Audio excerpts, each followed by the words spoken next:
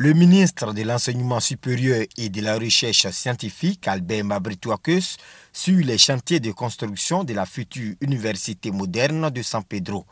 Objectif, se faire une idée de l'état d'avancement des travaux. Nous avons vraiment progressé sur les travaux. Le plus gros du travail a été accompli avec les terrassements. Nous avons eu à terrasser 1 750 000 m3 de terre, ce qui n'est pas rien. Et comme vous pouvez le voir derrière moi, certains bâtiments ont commencé à sortir de terre. Donc aujourd'hui, nous sommes confiants sur les délais de livraison qui nous ont été donnés par le gouvernement de Côte d'Ivoire. Les premiers bâtiments qui sortiront de terre en août 2020, alors il s'agira de la présidence, administration centrale de l'université. Nous aurons également un centre médical, nous aurons la bibliothèque universitaire, nous aurons 2 amphis de 250 places avec un bâtiment de salle de cours. Nous aurons également la scolarité de l'université avec quelques commerces. Et enfin, nous aurons le restaurant universitaire, ce qui permettra quand même à l'université d'avoir un bon fonctionnement dans un premier temps. Il sera prévu également la livraison des terrains de sport pour la jeunesse et les populations environnantes. En termes techniques, aujourd'hui, nous pouvons dire que nous sommes à 30% de réalisation. Je crois qu'il y a environ 6 mois maintenant que les travaux ont véritablement démarré sur ce site de l'Université de San Pedro. Donc nous venions voir comment les choses évoluent pour que nous puissions en retour informer le Premier ministre et le Président de la République qui tient à ce que l'Université de San Pedro fasse partie de l'ensemble des établissements d'enseignement supérieur pour lesquels nous sommes en train d'harmoniser la rentrée académique. Donc nous sommes venus voir si nous serons prêts et ce que j'ai entendu, ce que j'ai vu me permet de dire que nous pourrons effectivement ouvrir l'Université de San Pedro en septembre prochain. C'est une satisfaction. Je voudrais féliciter donc l'ensemble de nos partenaires et l'entreprise qui est en charge de la réalisation des travaux. Après la visite des chantiers, le ministre Albert Mabritoakos a eu une séance de travail avec tous les partenaires du projet. L'Université de San Pedro, fruit du partenariat entre l'État de Côte d'Ivoire et Envol Partenariat Côte d'Ivoire, sera bâtie sur une superficie de 305 hectares pour un montant de 95 milliards de francs CFA. Pour la première tranche, à la rentrée prochaine, ce sont 3000 étudiants qui vont se spécialiser dans les filières de sciences et techniques de la construction navale, du génie civil, des ressources halieutiques et de la pêche, ainsi que du tourisme. À terme, ce sont 20 000 étudiants qui iront dans cette université. 127 filles âgées de 12 à 15 ans ont contracté une grossesse au cours de l'année scolaire 2017-2018, selon un rapport de la Direction des stratégies, de la planification et des statistiques du ministère de l'Éducation nationale. Selon le même rapport, 4034 cas de grossesse ont été enregistrés en 2017 et 2019 au niveau du secondaire. Des chiffres inquiétants qui exigent l'implication de tous, d'où le CEFIS Tour, une caravane de sensibilisation des jeunes filles à la responsabilité et l'excellence. Les filles abandonnent l'école parce qu'elles prennent des grossesses quand elles sont sur les bancs. Et donc, il faut les motiver, il faut leur expliquer que la priorité à leur âge, c'est leurs études. Qu'elles doivent faire des choix positifs. Si elles veulent être là où elles aiment leur tata, elles voient « Ah, tel tata, telle jeune tata est directrice, elle me plaît », c'est parce qu'elle a fait des choix quand elle était sur les bancs. Et c'est maintenant qu'il faut construire son avenir. Démarrée au lycée Jeunes Filles de Yopougon, la caravane a été marquée par des conférences et ateliers de renforcement de capacités à l'intention des jeunes filles. J'ai retenu qu'il faut être motivé et qu'il faut avoir le courage et de l'excellence dans les études.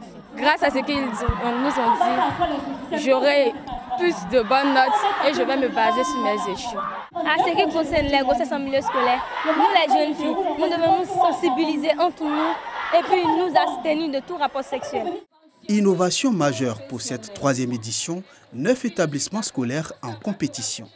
Donc nous avons des jeunes filles de la classe de première qui vont coacher celles de la classe de 4e et les écoles sont en compétition. Nous allons voir l'école qui va avoir le meilleur taux de participation et le meilleur taux de succès en classe supérieure. Ça veut dire les filles de la classe de 4e qui vont passer en classe supérieure. Parce que c'est à ce niveau-là que les filles en général sortent du système scolaire pour les raisons de grossesse précoce. Donc celles de la première vont coacher celles de la 4e et à la fin, l'école qui se sera distinguée, la Fondation CEFIS en partenariat avec l'UNICEF et l'ambassade du Canada se verra installer une bibliothèque et une salle multimédia.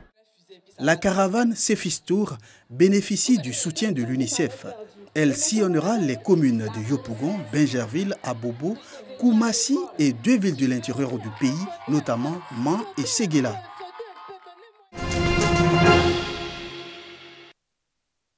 En Afrique, les entreprises ont encore du mal à amorcer la transformation digitale. Pour renforcer leur capacité d'adaptation face aux menaces, aux opportunités de leur environnement et assurer leur survie, un outil est mis en place. Le cabinet d'audit et de conseil KPMG et l'école de commerce HEC Paris ont élaboré un programme sur mesure pour les cadres et dirigeants d'entreprises. La digitalisation, ça va permettre de rendre numérique les données de l'entreprise, les process de l'entreprise. L'objectif, c'est de les rendre beaucoup plus souples, de les rendre beaucoup plus efficaces, de réduire les coûts et d'être beaucoup plus compétitifs sur le marché. Aujourd'hui, nous avons des consommateurs qui sont sur leur téléphone portable, qui prennent des décisions, qui achètent et qui obligent les entreprises à se transformer. Aujourd'hui, les entreprises sont obligées de tenir compte de ça, d'où cette urgence pour ces entreprises, non seulement de se transformer, mais également de créer de nouveaux modèles d'affaires, de nouveaux modèles économiques qui s'adaptent à cette exigence des consommateurs. Ce projet de formation va permettre de combler ce gap et de convertir et de convaincre un certain nombre de dirigeants d'analyser l'opportunité de franchir le cap du digital. Une formation qui viendra accélérer les mutations en cours dans l'administration publique selon ce cadre de société d'État. Nous sommes dans les SODE, les sociétés d'État. Et au moment où je vous dis, le système ivoirien est en train de migrer. Et il serait intéressant que nous fassions quand même ces formations afin de pouvoir pérenniser nos différentes structures. Le démarrage du programme est prévu pour le mois de mars. Après la Côte d'Ivoire, ce projet va prendre forme au Sénégal, au Gabon, au Cameroun, au Congo et en République démocratique du Congo.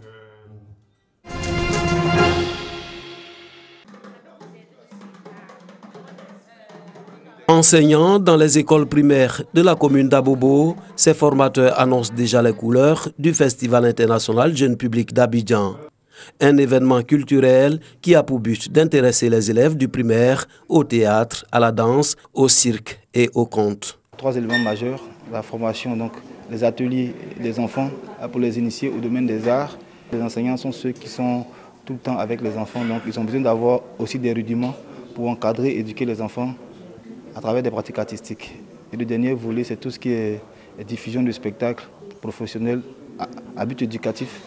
Le thème du festival FIGEPA 2020, Art vivant et développement personnel de l'enfant. Les écoliers dont l'âge varie entre 5 et 10 ans vont participer à ce festival qui va se dérouler du 10 au 14 février prochain. Pour les enseignants, vulgariser l'art dans le système éducatif ne fera qu'améliorer la connaissance des élèves dans leur apprentissage.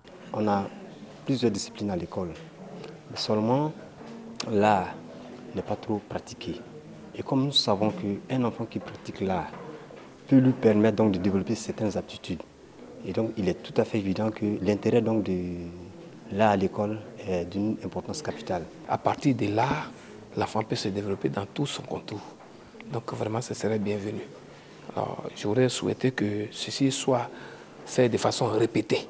Les enfants s'isolent à travers les NTIC, chacun dans son jeu vidéo. L'art qui redescend dans l'univers des enfants va emmener les enfants à travailler ensemble, développer cet aspect de la formation. Leur créativité se développant, ça émane ensuite dans tous les domaines, aussi bien en mathématiques qu'en langue, qu'en découverte du monde. C'est très très important. L'événement est à sa 5e édition cette année. Il connaîtra des innovations avec plusieurs pays invités, l'Italie, la France et le Ghana. La salle du spectacle de l'Institut français du Plateau abritera la clôture des festivités du Festival international Jeune Public d'Abidjan.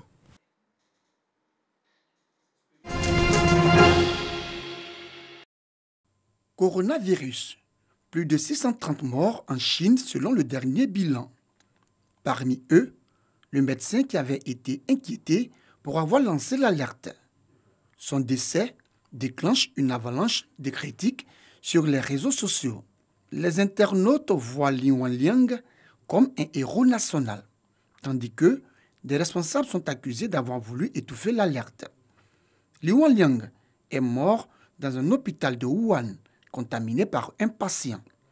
Le nombre de personnes infectées grimpe à plus de 31 000 en Chine.